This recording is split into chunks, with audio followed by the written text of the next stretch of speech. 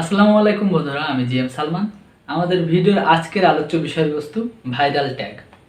তো viral tag যারা YouTube নিয়ে কিন্তু মোটামুটি ঘাটাঘাটি করেন তারা কিন্তু অবশ্যই জানবেন যে ভাইরাল বিষয়টা কি।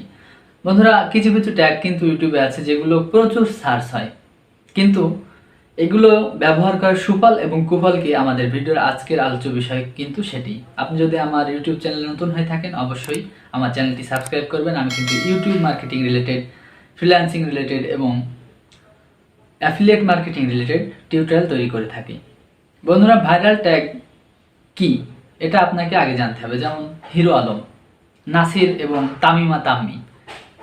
বন্ধুরা, নায়ক মান্না, সময় টিভি, আইফোন প্রো ম্যাক্স।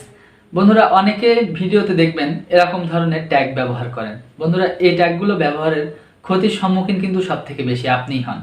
কারণ একজন ইউটিউবের ভিউয়ার যখন আপনার ভিডিওতে এই কিওয়ার্ড দিয়ে সার্চ করে পায়, সে কিন্তু খুব আশা নিয়ে আপনার ভিডিওতে প্রবেশ করে।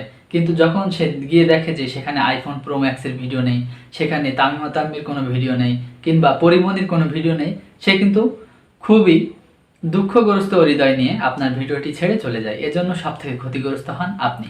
কারণ একটি ভিডিও যখন মাঝ পর্যায় পর্যন্ত না যাওয়ার আগে কোনো ভিউয়ার্স ছেড়ে চলে যায়, ইউটিউব সেটাকে ধরে নেয় যে ভিডিওটির কন্টেন্ট কোয়ালিটি তেমন একটা ভালো না, এবং এ কারণেই কিন্তু আপনার ভিডিওটি ভাইরাল নাও হতে পারে। তো বন্ধুরা, আপনার কন্টেন্টের সঠিক ট্যাগটি ব্যবহার করবেন। ভাইরাল ট্যাগ ব্যবহার করবেন যদি আপনার কন্টেন্ট সেরকম হয়।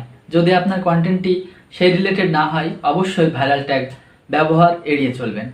বন্ধুরা, ভিডিওটি ভালো লাগলে অবশ্যই চ্যানেলে সাবস্ক্রাইব করে ভিডিওতে একটি লাইক দিয়ে আমাদের সঙ্গে থাকবেন। ধন্যবাদ সবাইকে।